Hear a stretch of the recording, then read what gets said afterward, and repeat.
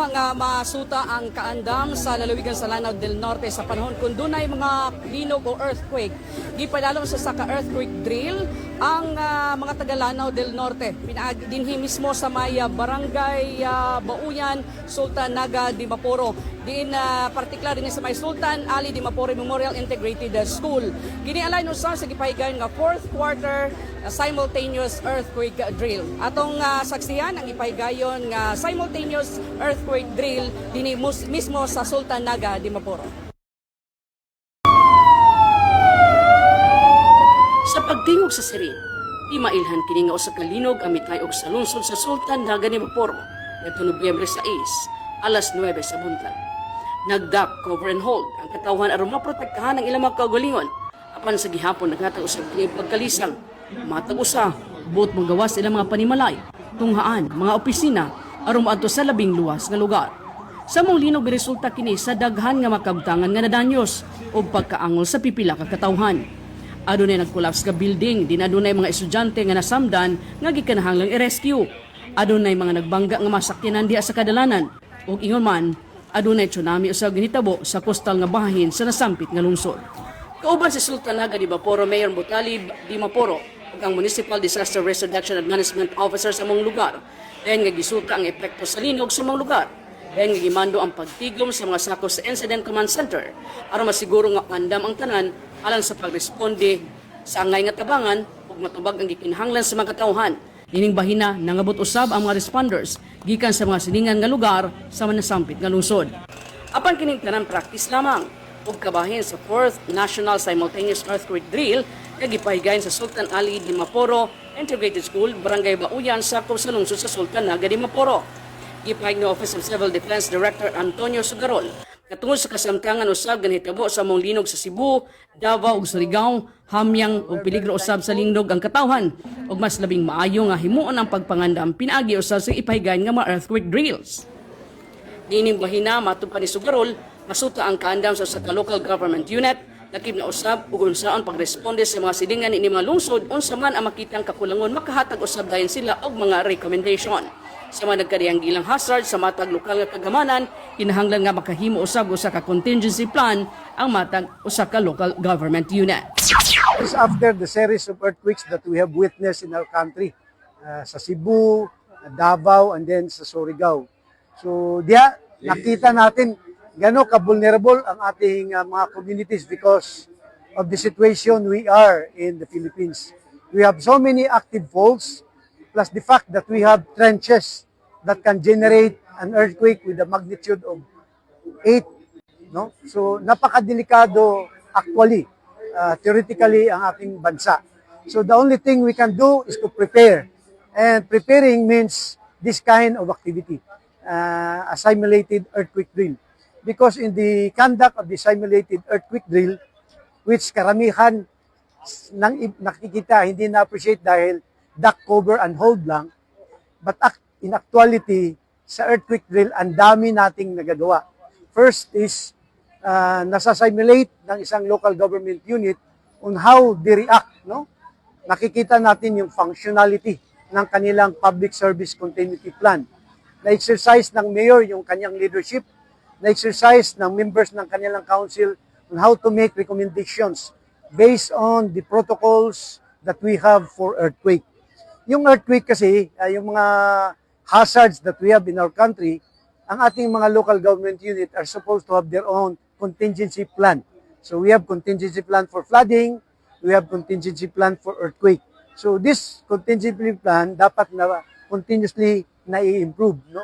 Based on the available equipment, resources that we have. So ang kagandahan ng simulated earthquake drill, kagaya kanina nung nakikita nyo, na-exercise yung mga protocols. Like for example, pag tatakbo sila, alam ba nila yung tamang dadaanan? Kasi kung hindi nila na-exercise yun, magkaroon pa ng stampede. So, sa exercise na natitest yung ating mga early warning system, even yung serbato, nagpapunction ba siya? Naririnig ba siya? Like for example, sa tsunami alert, pumasyal ako kanina sa taon-taon. So, nakikita ko doon, nakausap ko yung mga tao, tinanong ko sila, paano nyo malaman kung merong tsunami alert? So sabi nila, kailangang ma-improve ang tsunami alert. Kasi there is a very short span of time before the alert and the actual wave that come in. So those are the things na kailangang ma-improve. No?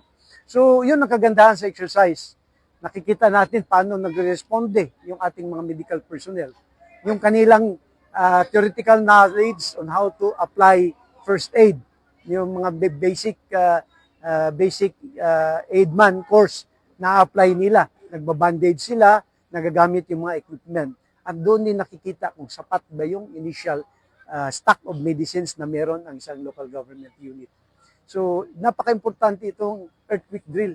Hindi lang talaga to yung tinatawag na duck cover and all, parang iceberg, yun lang nakikita.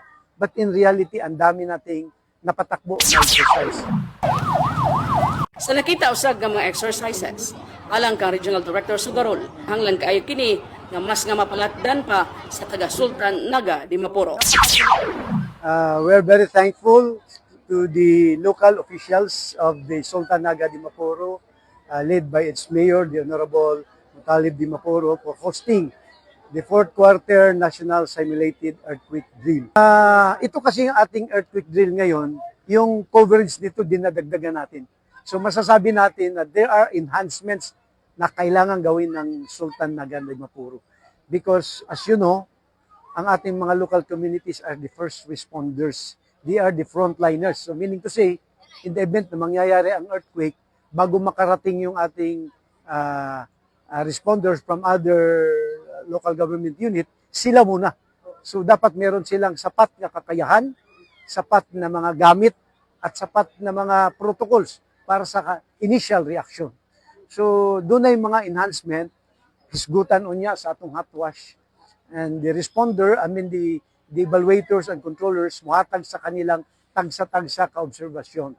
Mu-critic sila. And that is very important. No? Kaya nga sinabi natin kay Mio kanina, it's really a challenge when you accept this hosting of an earthquake drill. Because mailantad doon, mailabas yung kakayahan ng ating local government unit. But these are all positive because it means correction on what we have prepared, additional preparation on what we need to be prepared, additional resources that need to be procured. Doon siya makikita. Usa ang team sa Municipal Disaster Risk Reduction and Management Office sa lungsod sa Tubod ang misalmot sa mong drill.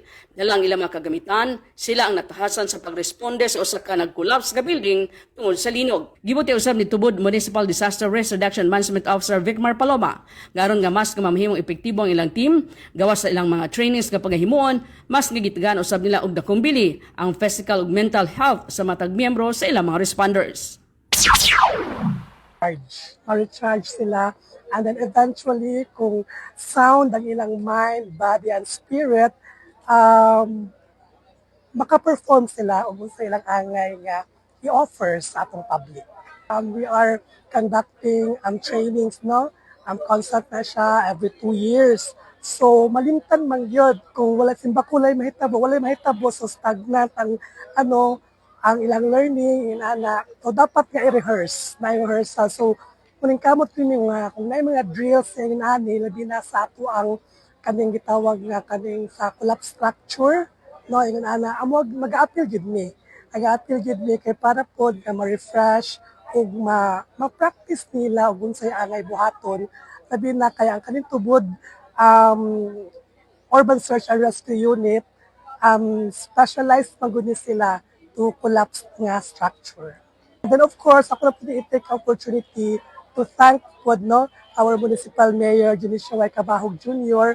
Kay grabe ang suporta nga gihatag sa atong opisina. Kung nakita nako nga grabe gyud ang pagmahal sa atong mayor, sa atong lungsod.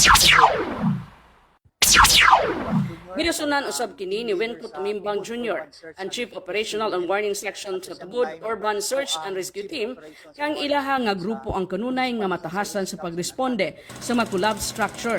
Sang sila pa lamang ang nakapailanom ni ining own training, apan bisan pa man niini kanunay na nila kini nga ginahandol aduna gyapon sila mga nagtuunan sa mga pagpahigayon og training.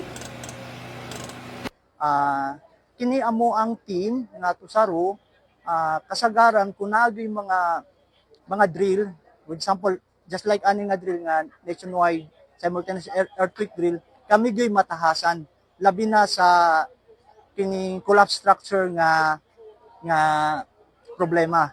Kay so far sa ako pang nahibaw-an sa whole Lanao del Norte ang munisipyo pa sa tubod ang na-train ani nga training.